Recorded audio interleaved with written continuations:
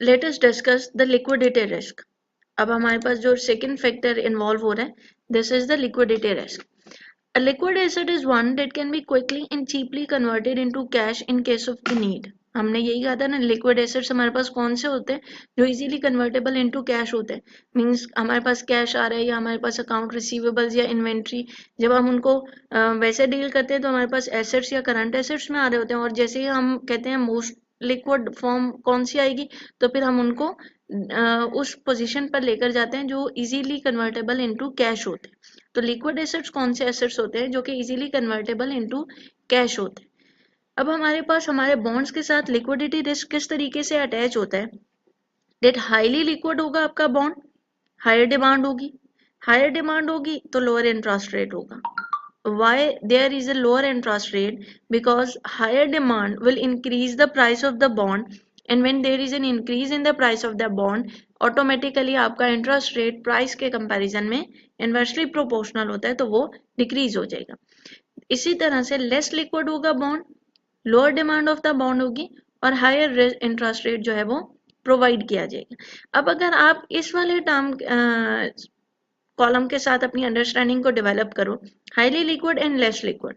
अब highly liquid का मतलब है कि आपका bond easily convertible into cash है, ठीक है। इसका मतलब आपको एक फीचर एडिशनल रिसीव हो रहा है कि आपका बॉन्ड जो है वो इजीली कन्वर्टेबल कैश में हो जाएगा। जैसे ही आपके बॉन्ड के साथ एक एडिशनल फीचर अटैच हुआ है, this is automatically reduce your interest rate, ठीक है। जैसे ही हमारी प्रोडक्ट के साथ एडिशनल सर्विसेज अटैच होती हैं, तो हमारी प्राइस ऑफ द प्रोडक्ट जो है वो इंक्रीज करती जाती है, क्योंकि हम उसमें सर्विसेज देना शुरू हो गए ना एडिशनल।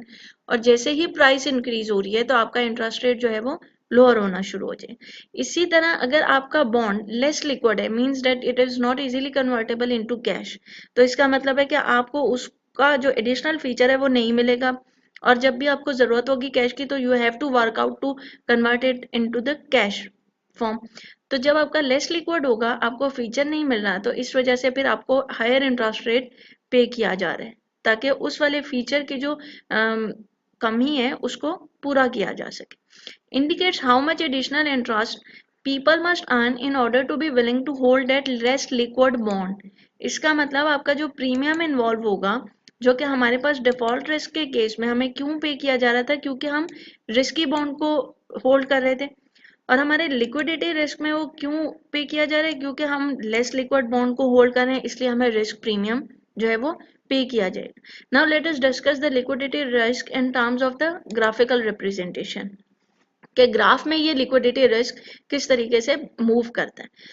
अब हमारे पास हम उसी एग्जांपल को ही कैरी कर रहे हैं, क्वांटिटी ऑफ कॉर्पोरेट बॉन्ड्स भी ले लिया और ट्रेजरी बॉन्ड्स भी, टी बिल्स भी ले लिया, जो कि यूएस गवर्नमेंट जो है वो हमें इशू करके दे रही है।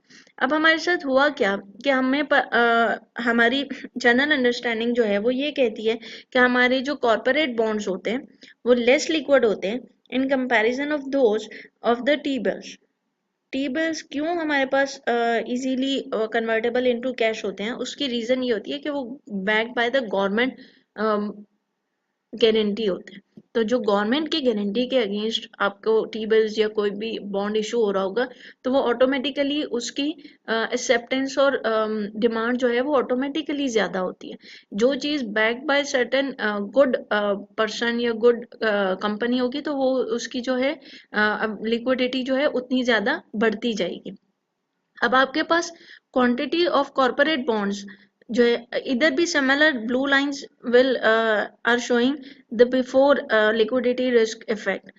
आपकी इक्विलिब्रियम प्राइस जो है वो P1 है, which is having an interest rate of 1C, and similarly here P1T is having an interest rate of I1T which is equal to the I1C। इसका मतलब ये हुआ कि जब आपके पास लिक्विडिटी का इफेक्ट नहीं डिस्प्ले पे आ रहा था, तो आपका interest rate I1C is equal to I1T, ठीक है। टी बिल्स का और कॉर्पोरेट बॉन्ड्स दोनों का इंटरेस्ट रेट जो था वो सिमिलर था। Now we insert the role of the liquidity risk. जैसे ही लिक्विडिटी आपके कॉर्पोरेट बॉन्ड्स पर इफेक्ट कर रही है, तो आपका कॉर्पोरेट बॉन्ड लेस लिक्विड है, वो लेस लिक्विड होने की वजह से automatically demand of that bond will decrease.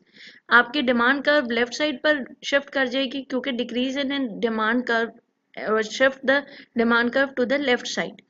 अब आपकी डिमांड कर्व लेफ्ट साइड पर शिफ्ट किया है तो आपकी न्यू प्राइस इक्विलिब्रियम प्राइस जो है वो जनरेट होगी which is P2C and at the point of P2C you have an interest rate of I2C।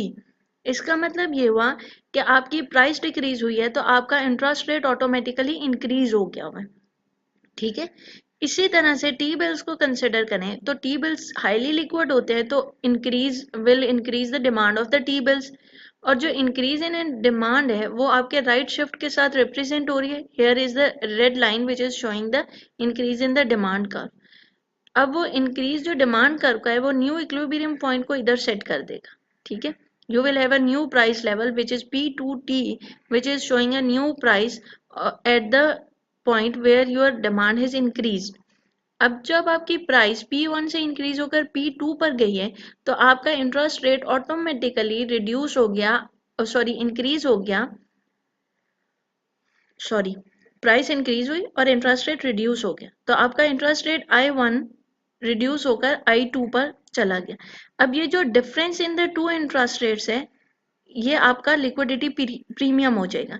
Means इधर जो आप हायर इंटरेस्ट रेट रिसीव कर रहे हो और यहाँ पर आप लोअर इंटरेस्ट रेट रिसीव कर रहे हो, इन दोनों का difference will be the liquidity premium, और ये आपके कॉर्पोरेट बॉन्ड होल्डर को इसलिए रिसीव हो रहा है क्योंकि आपका कॉर्पोरेट बॉन्ड होल्डर आपके लेस लिक्विड बॉन्ड को रिटेन कर रहा है, उसको होल्ड कर रहा है, इसलिए उसको लिक्विडिटी प्रीमियम जो है वो रिसीव हो रहा है। तो liquidity premium which we have already said that how much additional interest people must earn in order to be willing to hold that less liquid bond, इस वजह से आप उसको लिक्विडिटी प्रीमियम जो है वो पे कर रहे हो।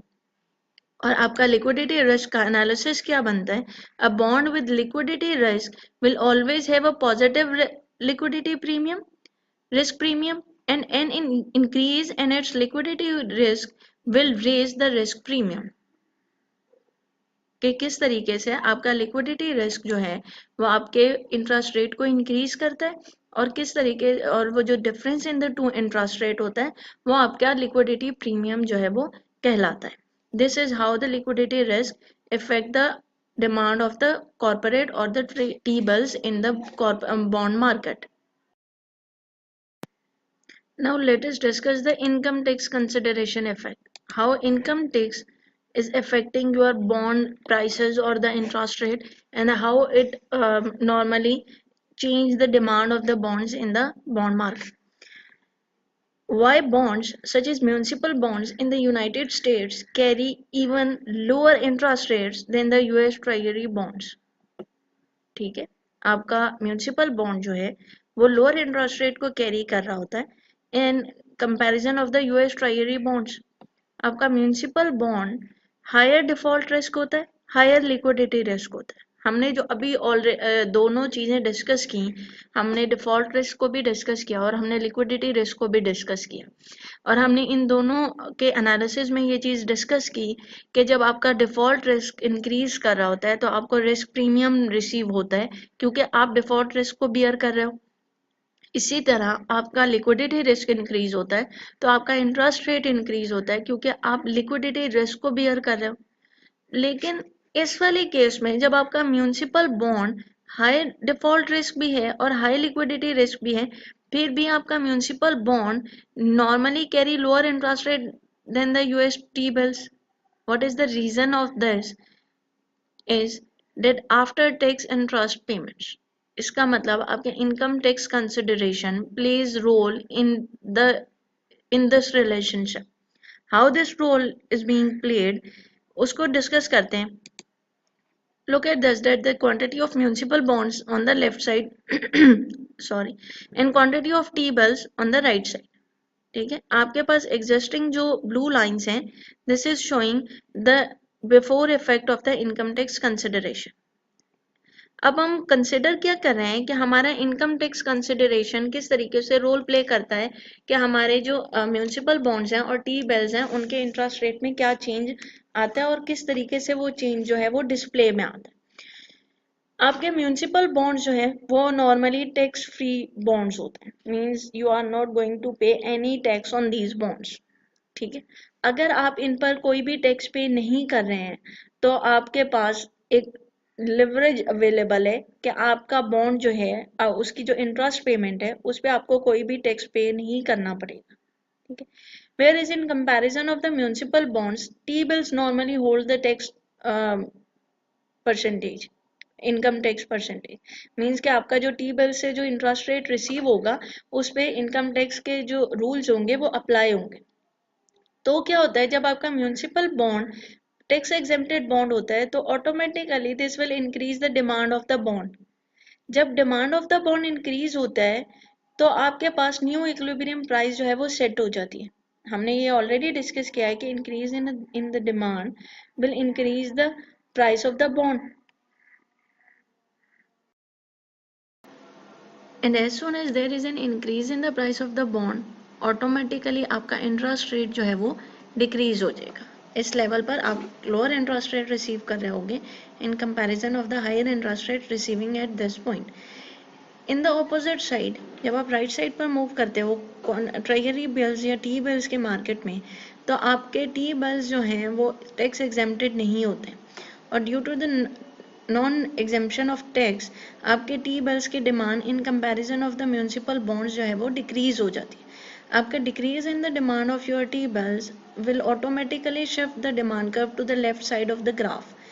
अब जो न्यू लाइन ड्रॉ हुई है आपकी आफ्टर द शिफ्टिंग और the decrease in the demand curve, it has set an new equilibrium price, और ये जो न्यू इक्विलिब्रियम प्राइस है is lower than the price before the effect of the income tax. तो आपकी जो lower price है वो आपके इंटरेस्ट रेट को इंक्रीज कर देगी। It means that you are having a lower interest rate over here in comparison of a higher interest rate you are receiving at this point. तो आपकी जो P2 की प्राइस है उस पर आप हायर इंटरेस्ट रेट रिसीव कर रहे हो, जबकि आप P1 पर लोअर इंटरेस्ट रेट रिसीव कर रहे थे। तो this is how your income tax consideration effect the two bonds in the bond market, कि म्यूनिसिपल बॉन्ड्स पर क्या इफेक्ट होता है और टी बिल्स पर क्या इफेक्ट होता है। अब इसी तरीके से जब आपके पास आपकी ये वाले तो पॉइंट जो है वो क्लियर हो गया कि हमारे म्यूनिसिपल बॉन्ड्स जो हैं वो लोअर इंटरेस्ट रेट को क्यों कैरी कर रहे होते हैं, हालांकि वो हायर डिफॉल्ट रिस्क और हायर लिक्विडिटी रिस्क को बेयर कर रहे होते हैं। तो उसमें ये आ जाता है कि इंटरेस्ट पेमेंट्स की वजह से आपके जो म्यूनिसिपल बॉन्ड्स हैं उनकी डिमांड इंक्रीज कर जाती है, जिसकी वजह से वो लोअर इंटरेस्ट रेट पे कर रहे होते हैं in comparison of the T bills. अब जो इनकम टैक्स कंसिडरेशन का इफेक्ट है उसका एनालिसिस क्या बनता है, debt interest payments on municipal bonds are exempt from federal income taxes, a factor that has the same effect on the demand for municipal bonds as an increase in their expected return, क्योंकि वो demand को effect करती हैं और demand automatically आपके expected return को, and thereafter there is a decrease in your interest payments. अब हम इसकी के एक एग्जांपल को कंसिडर करते हैं ताकि हमें और क्लियरली अंडरस्टैंड हो सके कि हमारा इनकम टैक्स का इफेक्ट किस तरीके से डिमांड और सप्लाई बिहेवियर को या बॉन्ड्स को इफेक्ट कर रहा होता है। Let us imagine that you have a high enough income to put you in the 35% income tax bracket. It means that your income is, you are liable to pay 35% of your income as a tax because you are in the income tax bracket of 35%, where for every extra dollar of income you have to pay 35 cents to the government. इसका मतलब ये हुआ कि अगर आप इस वक्त let suppose $10,000 earn कर रहे हो तो आप 35% की ब्रैकेट में फॉल करते हो, तो आप 10,000 का हर एक रुपया एडिशनल सेंट जो आप रिसीव करते जाओगे आपको उस पर 35% पे करना पड़ेगा, क्योंकि आप 35% की ब्रैकेट को मीट कर रहे हो। If you own a $10,000 face value USD bill to Treasury bond that sells for $1,000 and has a coupon payment of $100, आपको कूपन पेमेंट कितनी रिसीव हो रही है, $100। अब जो $100 की पेमेंट रिसीव हो रही है वो आपकी इनकम कंसिडर हो रही है, और क्योंकि आप 35% की ब्रैकेट में फॉल कर रहे हो तो आपकी $100 की पेमेंट जो है वो 35% टैक्स पे करने के लिए लायबल है। तो आपके $100 में से जब 0.35% से आपने इसको कैलकुलेट किया तो $35 जो है वो एग्जेम्प्ट हो गए। रीज़न बीइंग कि आप टैक्स पे करना है उस पर। You get to keep only $65 of the payment after taxes. तो आपके पास टैक्स पे करने के बाद $65 रिसीव हो। अब अगर हम $65 की कैलकुलेशन करें तो इसका मतलब आपको 100 which is 10% of the coupon interest, 10% की बजाय आपको 65 विच इज 6.5% आपको कूपन रिसीव हो रहा है। अगर हम टैक्स का रोल ख़त्म करने मतलब डिलीट कर रहे हो तो इसका मतलब है 10% की बजाय हमारे पास 6.5% जो है वो कूपन रिसीव हुआ है। जिस तरह हमने इन्फ्लेशन का रोल डिस्कस किया था तो हमने ये कहा था कि जैसे ही इन्फ्लेशन का रोल प्ले होता है तो आपका जो नॉमिनल इंटरेस्ट रेट है वो इन्फ्लेशन के इफेक्ट को माइनस करने के बाद आपका रियल इंटरेस्ट रेट जो है वो ट्रू पिक्चर शो करता है कि आप कितना इंटरेस्ट रेट रिसीव कर रहे हो। It means that if you are receiving a nominal rate of 10% and deducting 5% of the inflation risk, तो आपके पास 5% real interest rate बच जाता है। तो इसी तरह आपके पास अगर nominal interest rate 10% है और आप उसमें से 3.5% इनकम टैक्स 35% का जो मार्जिन है उसको माइनस करते हो तो आपके पास 6.5 in real terms interest rate receive हो रहा है। Suppose, however, that you put your savings into a 1000 face value municipal bond that sells for $1,000 and pays only $80 in coupon payments. Its interest rate is only 8%. अब आपके पास अगर आप tax को नहीं लेकर आते हो तो आपके पास 10% इंटरेस्ट रेट रिसीव हो रहा है आपके टी बिल पर, जबकि आपको 8% रिसीव हो रहा है आपके म्यूनिसिपल बॉन्ड पे। तो आप फेवर किसको कर रहे हो? टी बिल को। लेकिन जैसे ही आपका इंटरेस्ट का रोल इंसर्ट होता है तो आप 8% रिसीव कर रहे हो म्यूनिसिपल बॉन्ड पे, जबकि 6.5% रिसीव कर रहे हो टी बिल पर। तो अब आप हायर इंटरेस्ट रेट रिसीव कर रहे हो on your municipal bond in comparison of the lower interest rate on your T bill. But because it is a tax exempt security, you pay no taxes on the $80 coupon payment. So you earn 8% after taxes. Clearly, you earn more on the municipal bond after taxes, so you are willing to hold the riskier and less liquid municipal bond, even though it has a lower interest rate than the US T bills, T bonds. क्योंकि आपको net payment ज़्यादा receive हो रही है, that's why you are interested to retain the municipal bond with the lower interest payment and the high risk and the high less liquidity risk involved with the municipal bond. This is how the income tax consideration play its role in the interest payment calculation. तो हमने सबसे पहली चीज़ जो identify की थी कि हमारा जो risk structure of interest rate है वो किन 3 फैक्टर्स को वर्कआउट करता है, डिफॉल्ट रिस्क को, लिक्विडिटी रिस्क को और इनकम टैक्स कंसिडरेशन को। तो हमने तीनों को इंडिविजुअली डिस्कस किया वन बाय वन कि हम आइडिया कर सकें कि हमारा किस तरीके से interest rate relating to these risk किस तरीके से सेटल होता है। तो हमने ये देखा कि हायर डिफॉल्ट रिस्क होगा तो हायर इंटरेस्ट पेमेंट होगी, हाई लिक्विडिटी होगी तो हाई पेमेंट होगी, इनकम टैक्स एग्जेम्पशन होगी तो आपका नेट इंटरेस्ट रेट जो है रिसीव हो रहा होगा वो ज़्यादा होगा as compared to the other bonds. So hopeful कि आपको इस लेक्चर के बाद risk structure of interest rate की अंडरस्टैंडिंग क्लियर होगी और जो इन स्लाइड गिवन है इस लेक्चर की, it is a work problem. You have to solve this problem after listening to this recording. Hopeful to that you people will clearly understand this lecture and will solve this work problem. In the online lecture, we will discuss the solution of this work problem. Thank you.